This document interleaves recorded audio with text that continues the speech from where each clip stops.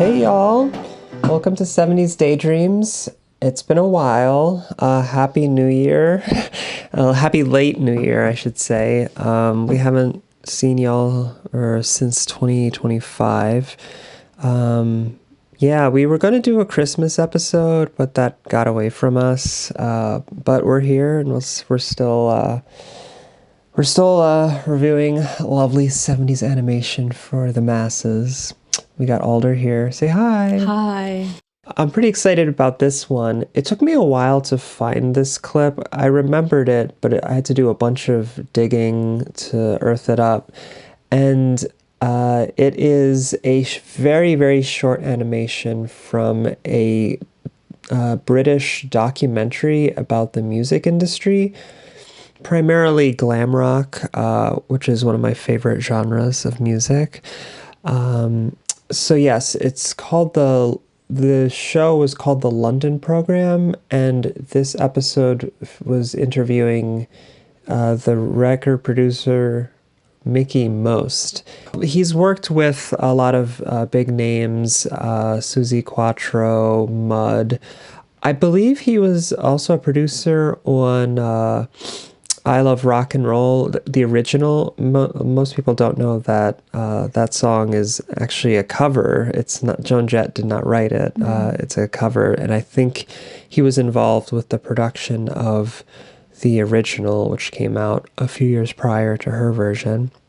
Anywho, in this program, they have a short like illustration of how the music business works and the percentages that you get from the record label, and then they have a sort of funny, wonky rock and roll character and telling like the little story of how it's not all it's not all what it's cracked up to be. Yeah. So yeah, this one started with like a pie chart. Yeah, that was like on a record, and it was saying how many pence for each record. Like dividing, like, okay, like this percentage goes to, the manager, and this percentage goes to, your touring crew and such and such. And a lot of it goes back to the label. And then I think it said something like 5% or something like that goes to the artist. And so, like, people always have this idea of that, oh, you're on TV, you're famous, like, you're making all this money, but not necessarily. And then it goes into this funny clip. There's this guy who's, like, working on his car, and the narrator is like, now he can go from being a full-time mechanic and just working on music on the side to finally getting to pursue his career as a musician. And I thought it was pretty funny because they named the character Spiggy Topes. And at first I was like, oh, that's an interesting name. And I was wondering if it was like a John Doe type of thing in England. But actually I did some research, and it is a character in the magazine Private Eye, which is a satirical news magazine. I haven't read it, but it sounds like it might be similar to maybe like a Mad Magazine-esque. I don't know if it has illustrations per se, but the Spiggy Topes character is sort of like a caricature of a rock star who kind of like takes themselves too seriously and is kind of has a big ego and all of that. So I thought that was like a really fun reference for the time that, it might go over people's heads now, but I thought it was kind of cool to learn that character. Unfortunately, this upload, I found this on YouTube, and the upload was like pretty low quality, especially the animation. So a lot of it was really washed out, and like the brightness was really high and you couldn't see a lot of the animation. Yeah, and so the part that we're talking about in this larger YouTube clip is just a very short animation clip, and it starts around the 14:55 mark, and there was some degradation in the clip. Like, it starts off just a little bit blurry, but it gets almost... A lot of the screen is just like white, like so you can't even see a lot of the animation. but you still can get like the general gist of what's happening based on the context. And I still wanted to cover it just because it's an interesting relic of that time. I'm sure that there is a higher quality version in the archives. I tried to access the archives, like the television archives, and I tried making an account, but I think it's kind of closed off to the general public. But that being said, it is on YouTube for y'all to watch. Was there anything about the character that you liked?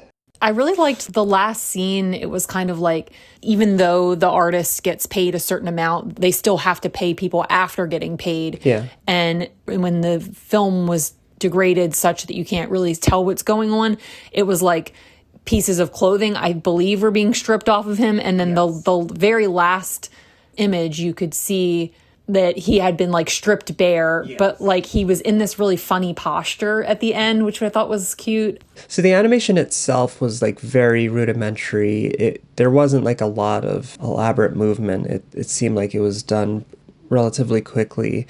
So it kind of showed like this rags to riches thing where he's like just this mechanic, and then there's a finger that comes from off screen, and it kind of like Coaxes him.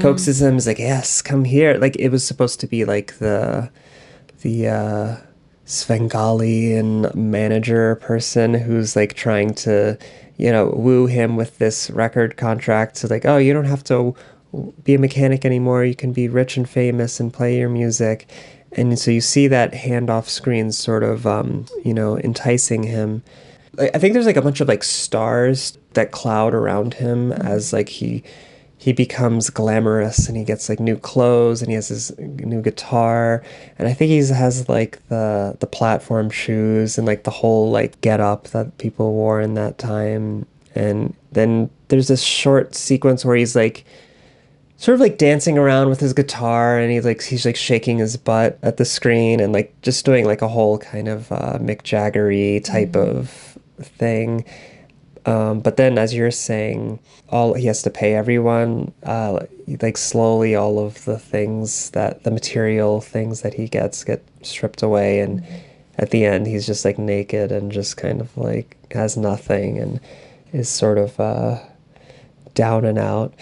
Yeah, and really, like in real world, it would be like all of that money that you get for each record goes to the band, not just like one person. So it like multiply that by 5 or something, I think it's still relevant today. I mean, I don't think there's ever been a time in history when musicians ever got the long end of the stick. So you always have to be wary of contracts and all that. It was a fun little moving illustration. And I think right after the clip finishes, it goes back to interviewing, I don't know if it was Mickie or someone else, but the next person on screen says, we live in a capitalist world. And that's true, whether we choose to, worship that and live wholly by that is another thing. There's always like the glamour of show business and art and entertainment, and then there's like the reality. But yeah, this was a really fun little time capsule of a very specific period in a very specific place.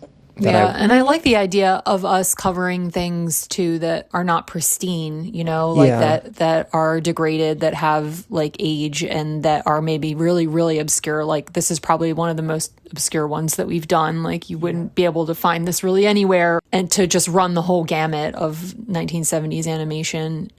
Well, it's good to be back, and we hope you all are having a nice 2026 so far. We're in an even year. But don't be the odd one out. I'll see ya. See you next time. Bye.